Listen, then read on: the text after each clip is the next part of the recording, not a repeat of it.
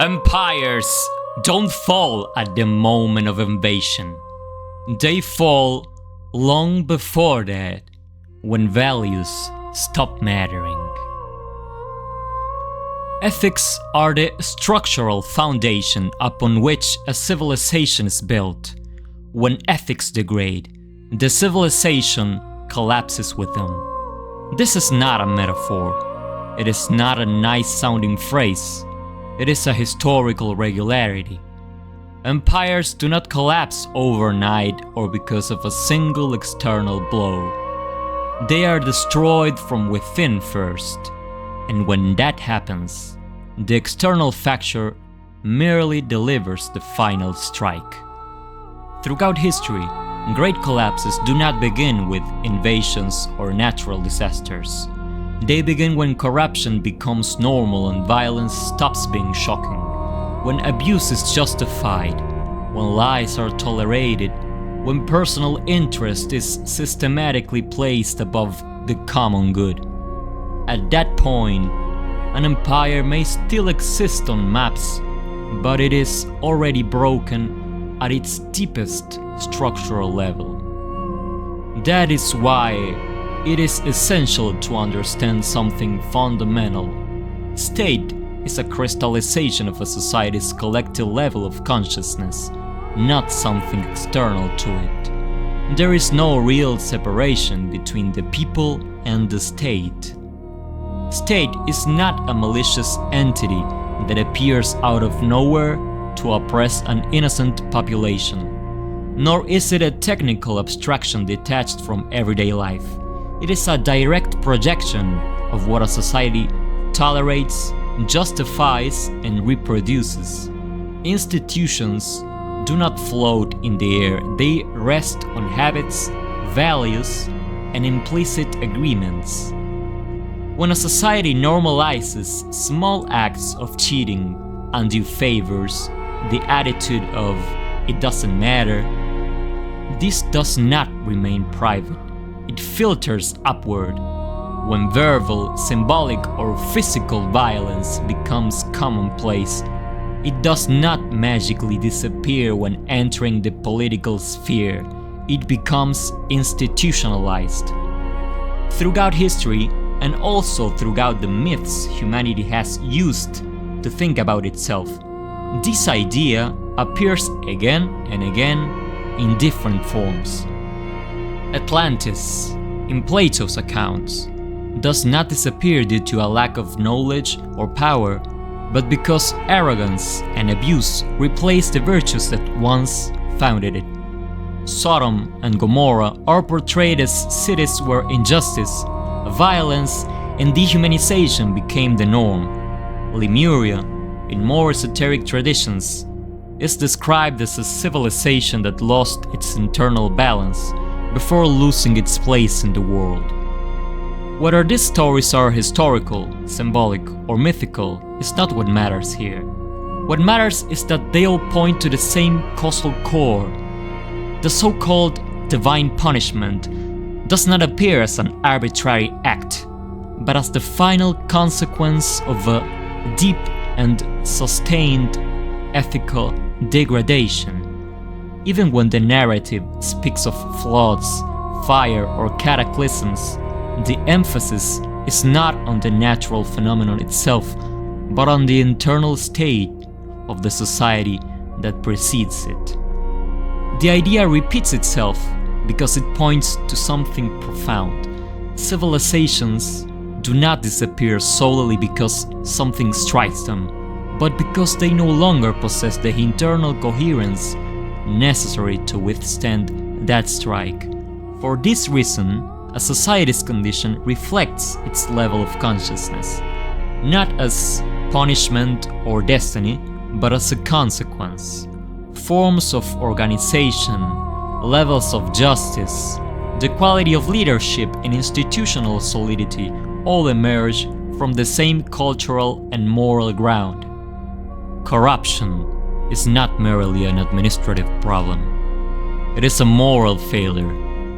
It is the moment when power ceases to be perceived as responsibility and begins to be seen as spoils. And violence is not only war, it is the collective abandonment of resolving conflicts through shared rules. It is the imposition of force where agreements once existed. This leads us to another central point. Today we do not live in a world of empires in the classical sense. What exists is a map of countries that, for the most part, function with some degree of internal order, shared rules, and everyday stability. Even with problems, social life remains relatively organized. When that order does not exist, there is often a clear cause: authoritarian regimes that concentrate power, suppress dissent, and replace ethical legitimacy with force.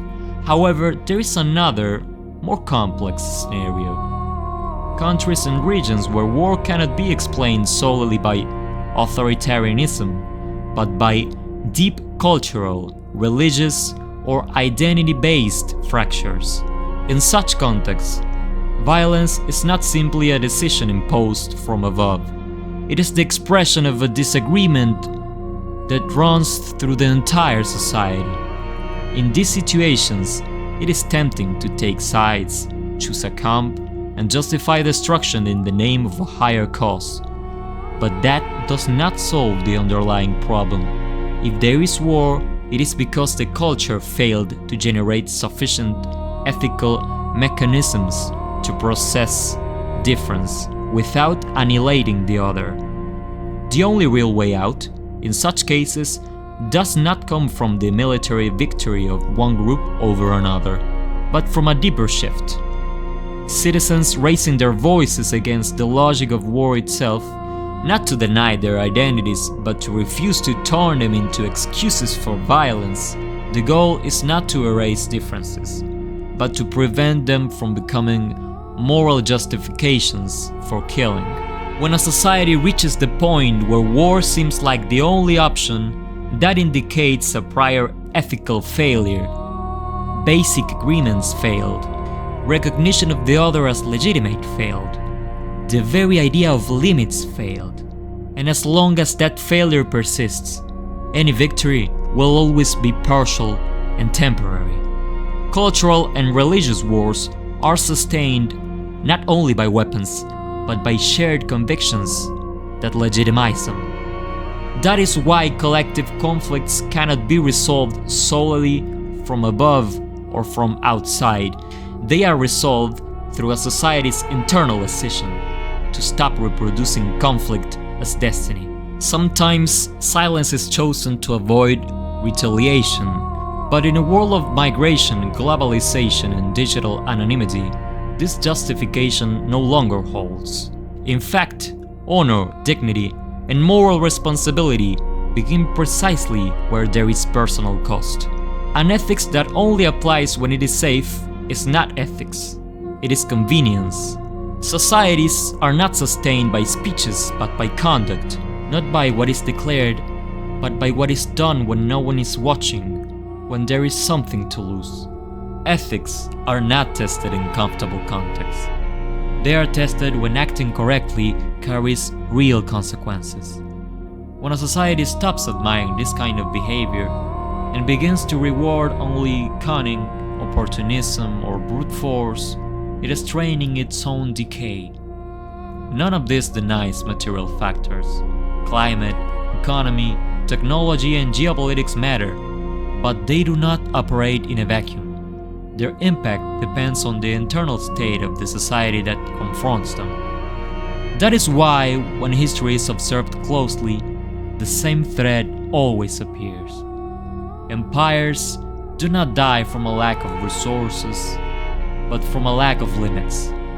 Not from external enemies, but from the loss of internal legitimacy.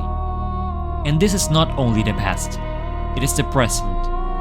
Every society, in every era, is constantly deciding whether it strengthens or erodes its common foundation.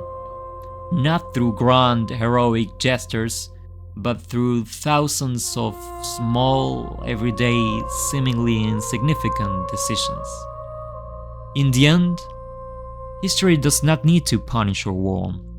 It simply stops sustaining what no longer sustains itself.